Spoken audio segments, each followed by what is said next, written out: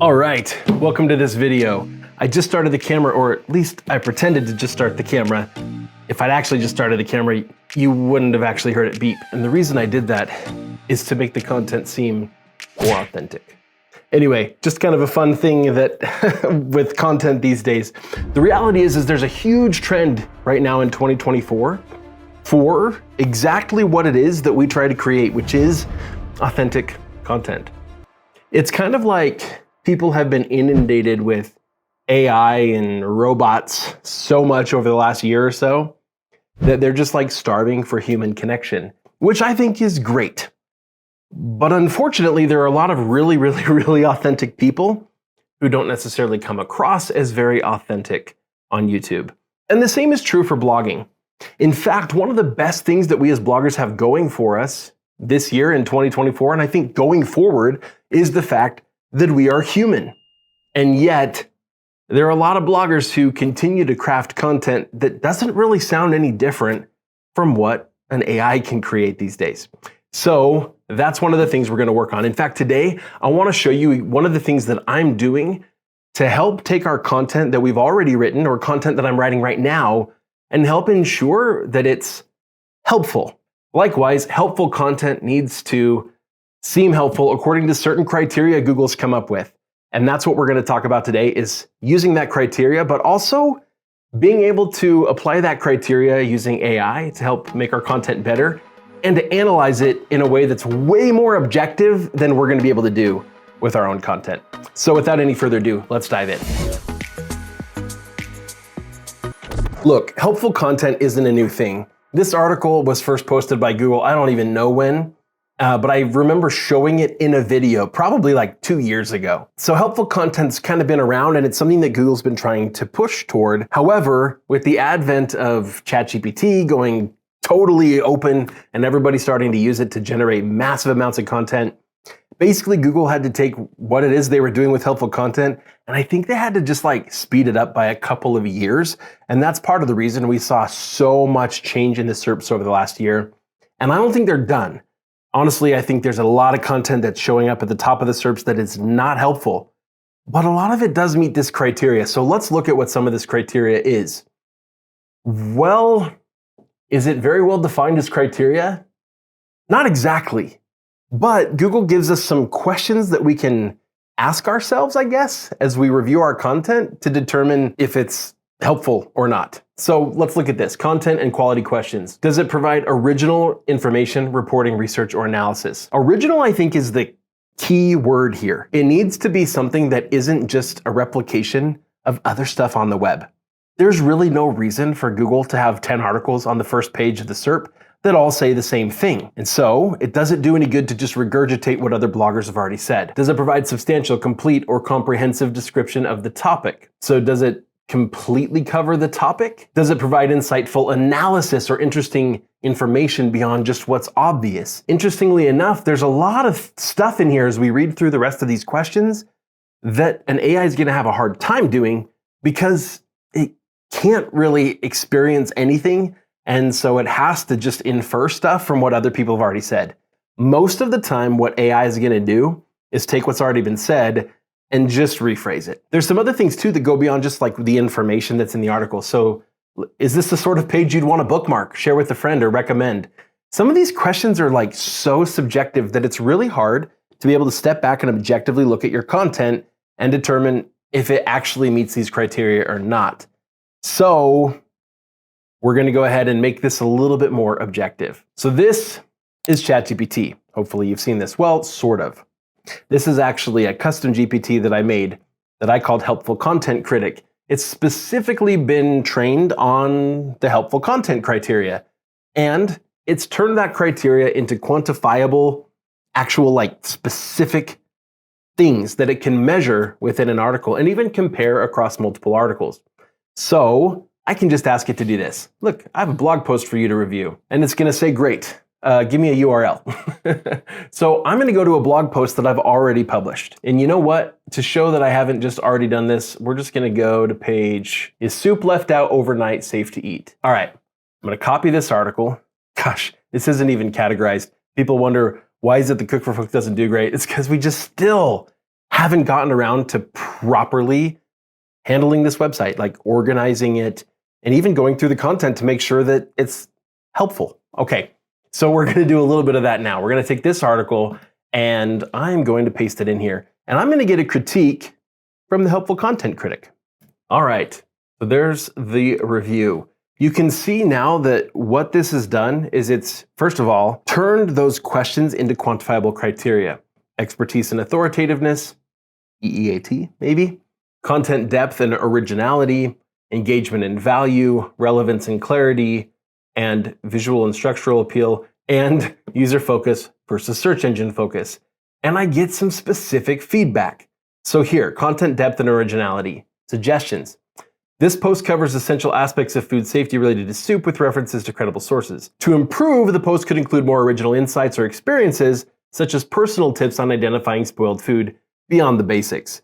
Basically, instead of just citing other sources saying this is how other people determine whether or not food is any good, we could actually share experiences. We could tell a story. We could give examples. We could take some pictures of some of those examples if, you can see things growing in the soup, that kind of stuff. Let's look at engagement and value. This is another one where I got 7 out of 10. Now I've noticed that the articles I've tested so far, the lowest score I'm getting is 7 out of 10, which I find interesting. Either my critic is too helpful, or the blog posts aren't really that bad to start with, which may be the case since a lot of them actually rank pretty well. They're just not, ranking in the top 3, or the ones that are ranking number 1 are the ones that just don't have a whole lot of search volume. So let's go.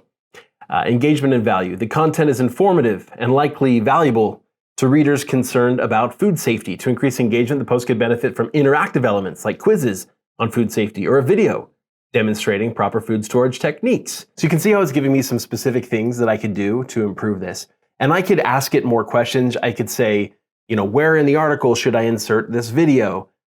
In fact, let's do that. Okay, so there's a section where I talk about the danger zone for bacterial growth between 40 and 140 degrees Fahrenheit.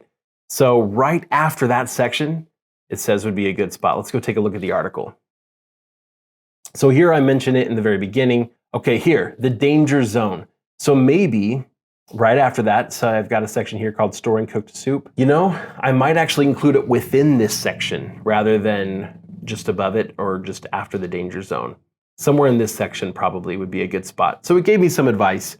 I'm not sure it's exactly the best advice, but it's not bad. The cool thing with this is the more I use this custom GPT, the more I can go in and make little tweaks and edits to make it function more the way that I want it to, and to make it a more useful and a more helpful resource. Right now, I've set it up with the initial functionality to just give it a URL and it'll run that review for me. And then I can kind of do some follow-up and stuff. And I can do whatever, I could ask it all sorts of questions, but those are the specific things I've customized this GPT to do. However, I could also teach it to ask me for 2 or 3 URLs, in which case I could feed it a few and it would compare those articles to each other and show me maybe how my article compares. This could be particularly useful if I were to do something like this. I'm going to take this question and I'm going to Google that question. Is soup left out overnight safe to eat? Okay, I've got a little snippet here from UNL Food. I've got the kitchen, I've got Reddit, the Daily Meal, Quora, got all these things here. It's a while before we get to Cook for Folks, way down here. So what I could do is I could take this article and I could compare it from a helpful content standpoint with some of these articles here up at the top and see how they compare to one another. And that way I could kind of get an idea of why Google might prefer some of those other articles over mine. And I could do it without having to spend a bunch of time analyzing all of the articles. Why don't we give that a shot even though I haven't exactly trained it to do this? Of course, I could start over and I could just feed it one of those other articles, but I'm gonna see if it can just take what I've done already and then compare it to another article. Okay, so I got a result, but it's a little different than I wanted because I didn't explicitly tell it to focus on the helpful content criteria. So let's try this again. Okay, so here, it's gonna give me a little bit more information. The kitchens article provides a nuanced discussion on the safety of eating soup left out overnight, referencing expert advice and scientific facts. It offers a deeper dive into the specifics of food safety including the potential for certain bacteria to survive boiling and the conditions that might make reheating safe. This approach provides readers with a comprehensive understanding of the risks. So it goes into more detail, it's more comprehensive, which is one of the things helpful content wants. Comparing this with the general guidelines provided in the Cook for Folks article, the kitchen's piece stands out for its depth of analysis, expert consultation, and detailed explanations, aligning closely with Google's helpful content criteria by offering original, insightful, and thoroughly researched information. So it may be that there are a lot of readers that don't really care about the why, and they just want the what, and my article would be good enough for them. But because I didn't cover the topic comprehensively, Google doesn't view it as authoritative or as helpful. And because of that, it didn't rank as high and isn't getting as much traffic. Let's see now if we can ask the GPT to give us the scores side by side. All right, see how helpful that is?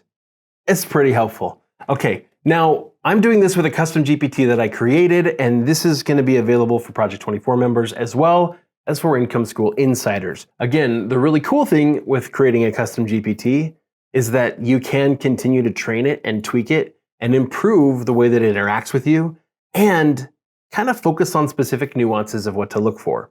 However, you don't have to have anything special and you don't have to pay for special access or any sort of membership to be able to use ChatGPT in a way to help you create helpful content. Google has given us the recipe. They've just done it kind of in a vague way, giving us a list of questions to sort of ask ourselves and think of our content and see, would you expect to see this in a magazine, encyclopedia, or a book? I don't know, maybe. I don't read that many magazines, and nobody reads encyclopedias anymore. So while these guidelines do have a lot of really good information sort of packed into them, the way they're presented to us, in my mind, are just not that helpful. I'd rather be given a much more objective list of criteria that I could just say, do I meet this criteria or not? And that is what ChatGPT was able to do, was able to take this and very quickly and very easily turn it into those measurable criteria. And then it can take those and apply them to blog posts, things that we could do ourselves, but that would take us a lot longer. All right, going back to ChatGPT, I could take this exact same, as long as I stay in the same chat window, I could take this exact same thing and take the same approach. I could ask it for specific ways to improve mine, to be able to improve my scores to outrank the other article. And if you're having a hard time coming up with ideas for what types of examples to include, just ask it. When it says, give more examples, here, focus on incorporating more firsthand experiences.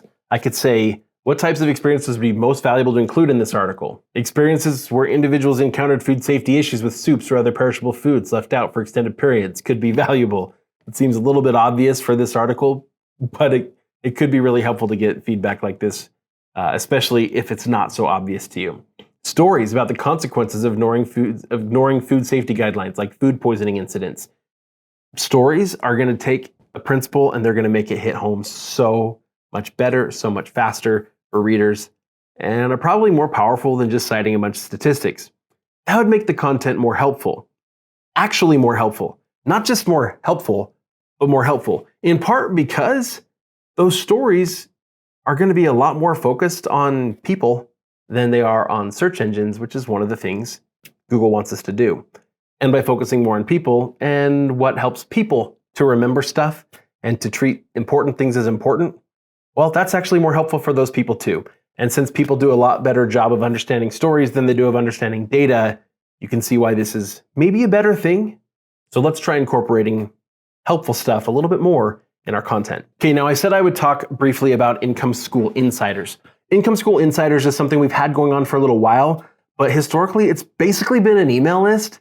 You join Insiders, you get on an email list, and we send you an email when we have some piece of content that we're just giving out to you, and we give you a link to where you can go find it on our website. Well, we're leveling it up, and hopefully quite a bit. This is the new Circle community for Project 24. Project 24 members are going to have access to tons and tons of stuff, communities and courses and everything, just like they've always had before, but honestly in a much better place, and I think with better functionality. However, there's a section here that's for you, and that's totally free. And that is here under Insiders. If you decide to become an insider, it will be totally free. I'll give you a link in the description of this video, as well as I'll pin it in a comment below, where you're going to be able to join this community and you'll get access to the Insiders groups. There's Income School, there's Channel Makers, and then there's Creator Files. Inside of these groups, you can see this is content that we created and that we published just for insiders. But also in this group, we're going to be able to start publishing a lot more because, once again, it's not just an email list. It's an actual community. It's an actual group. When you join this, you'll be able to click into the content, view this content that's exclusive just for you, and you'll be able to participate in discussion around that content right here, not out on YouTube where anybody else can see it, just right here. And if you go check Income School Insiders right now, you'll see there will be a brand new post right here on the page that will have a video showing you exactly how to get access to that custom GPT I created, that I will continue to update, by the way, and make better and more helpful at identifying helpful content and turning your content into much more helpful content.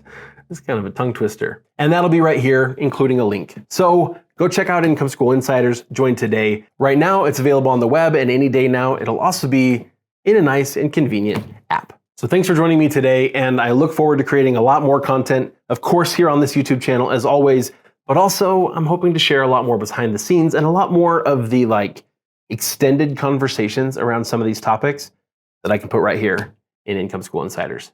Hope to see you there on the inside. Here we go.